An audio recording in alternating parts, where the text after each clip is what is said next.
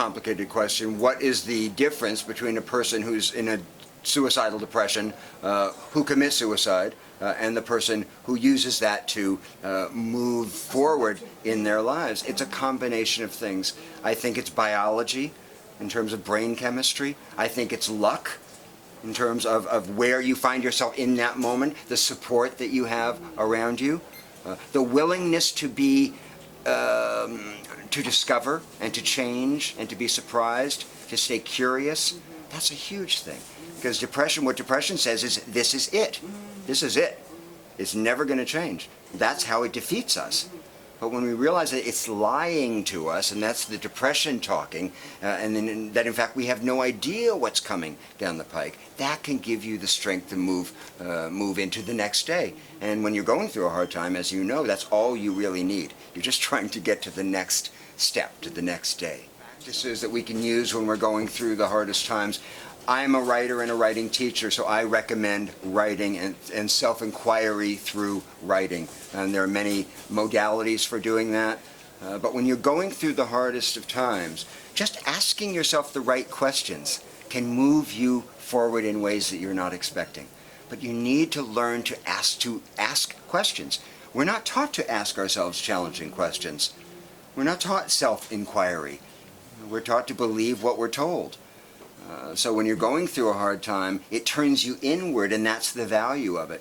And so writing is a great way of getting to the truth of what's going on.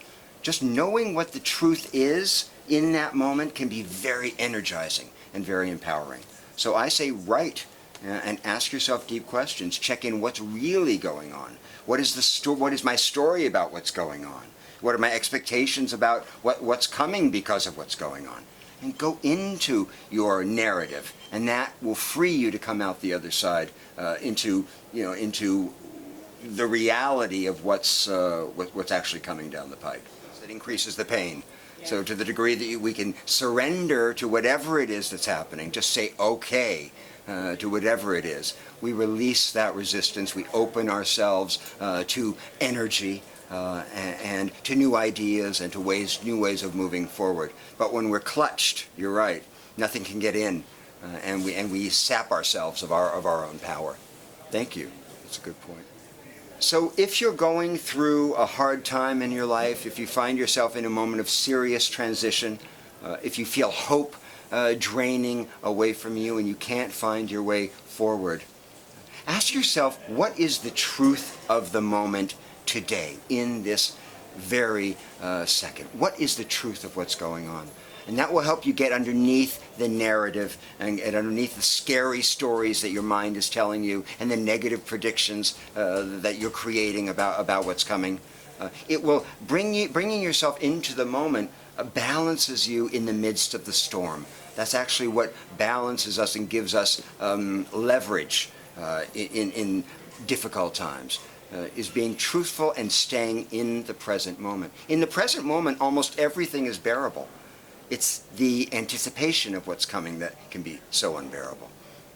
So that's what I learned talking to the people in When You're Falling Dive. It's what I have lived in my own life for 30 years. And just remember that you have a strength in you that you may not be aware of that will only come out once you start to lose and once you start to be challenged in ways that you wouldn't have welcomed. That could be the beginning of a whole new life for you. So, thanks. Thank you, Mark.